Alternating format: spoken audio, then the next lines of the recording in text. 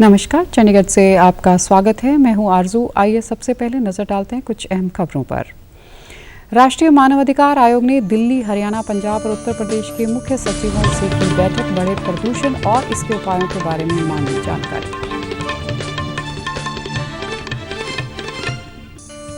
हरियाणा और पंजाब में लगाई गई लोक अदालत। हरियाणा में 1,97,000 और पंजाब में 2,35,000 से ज्यादा मामलों की हुई सुनवाई।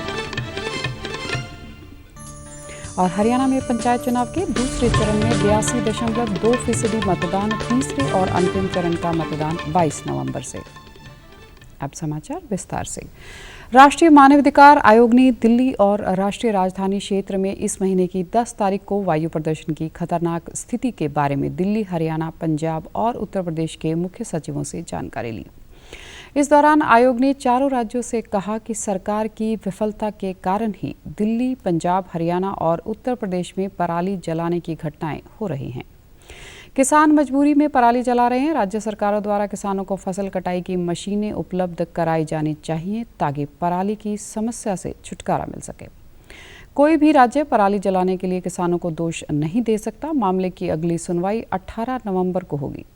आयोग ने संबंधित राज्यों के मुख्य सचिवों को व्यक्तिगत या वर्चुअली उपस्थित रहने को कहा। आयोग ने आज हुई सुनवाई के दौरान उठे मुद्दों पर मुख्य सचिवों से 4 दिन के भीतर जवाब देने को भी कहा है।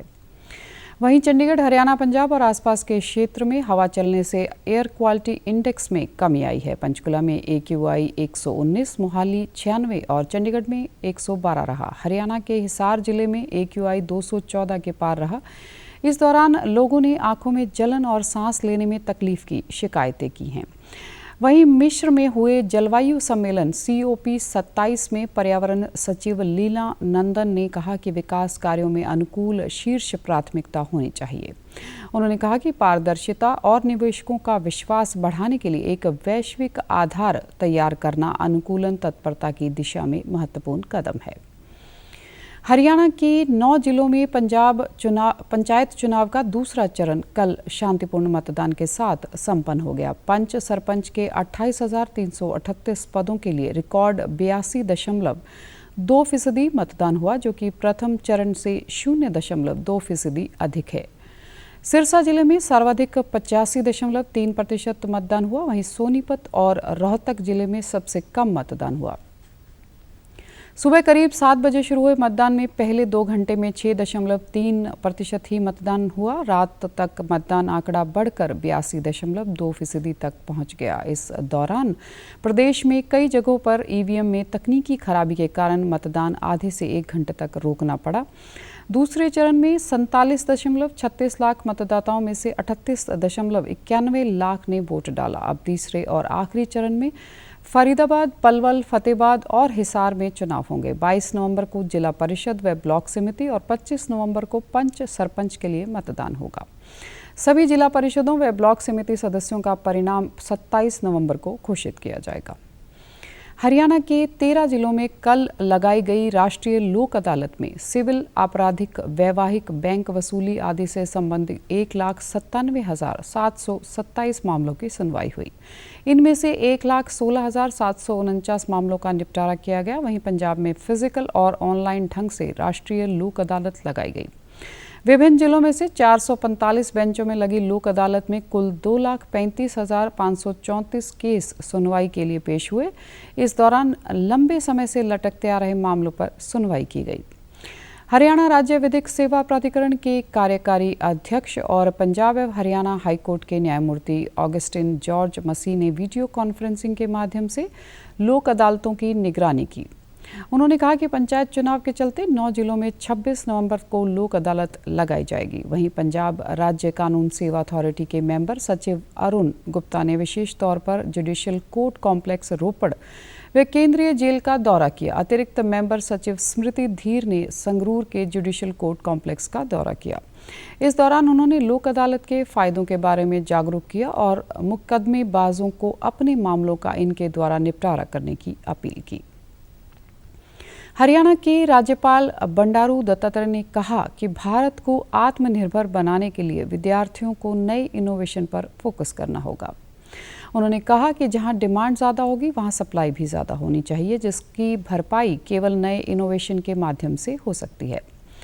राज्यपाल गुरुग्राम के चंदू बढ़ेरा स्थित कार्यक्रम में बतौर मुख्य अतिथि मौजूद रहे। इस दौरान उन्होंने विद्यार्थियों और शिक्षकों को संबोधित करते हुए कहा कि शिक्षण संस्थानों को विद्यार्थियों को गुणवत्तापरक शिक्षा देने के लिए 3 प्रमुख बिंदु नामक टेक्नोलॉजी, इनोवेशन व रिसर्च पर विशेष ध्यान देना होगा।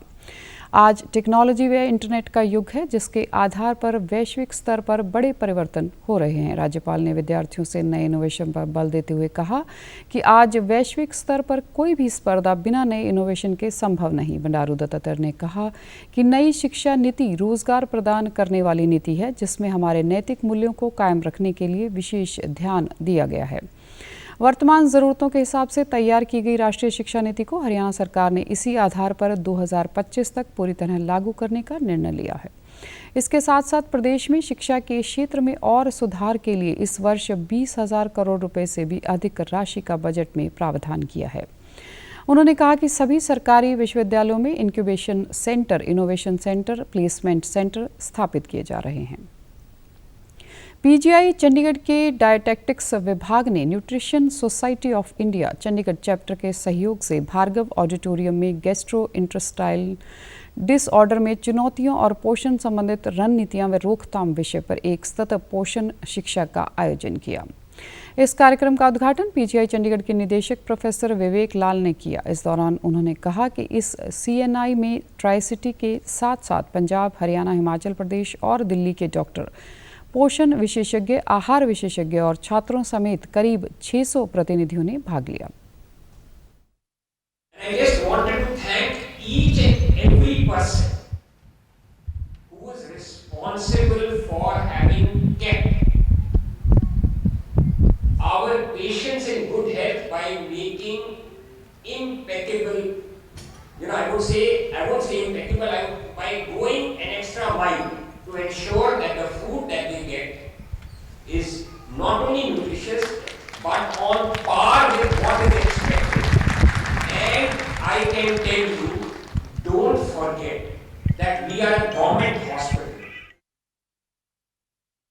प्रोफेसर विवेक लाल ने कहा कि चूंकि जीआई विकारों की रोकथाम और उपचार में पोषण का अत्यधिक महत्व है, इसलिए उत्तर भारत के अन्य प्रतिष्ठित अस्पतालों के प्रख्यात वक्ताओं ने इस विषय पर अपने अनुभव साझा किए। इस मौके पर उप निदेशक प्रशासन कुमार गौरव धवन, एएमएस प्रोफेसर अशोक कुमार और अन्य संकाय सदस्य उपस्थित थे। इस दौरान उन्होंने बताया कि आहार और पोषण रोग जनन में महत्वपूर्ण भूमिका निभाते हैं।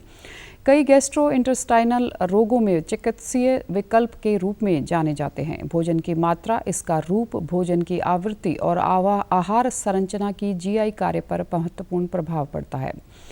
इसका उपयोग जीआई रोग के संकेतों को सुधारने में मदद के लिए किया जा सकता है। कब्ज, डायरिया और गैस्ट्रोओसोफेगल रिफ्लेक्स जैसे डिजीज स्वास्थ्य बिगाड़ने का कारण बन सकते हैं और कभी-कभी घातक भी हो सकते हैं।